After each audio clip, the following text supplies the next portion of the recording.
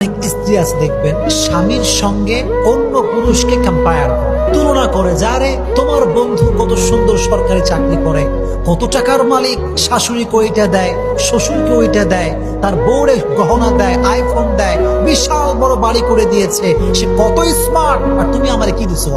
দেখেন বাস, এই বাস খাইলে স্বামী আর সহ্য করতে পারবে কি রে? সে আমার বউ, সে আমারে ভালোবাসবে, সে আমার সামনে অন্য পুরুষের গুণগান কেমনে গায়?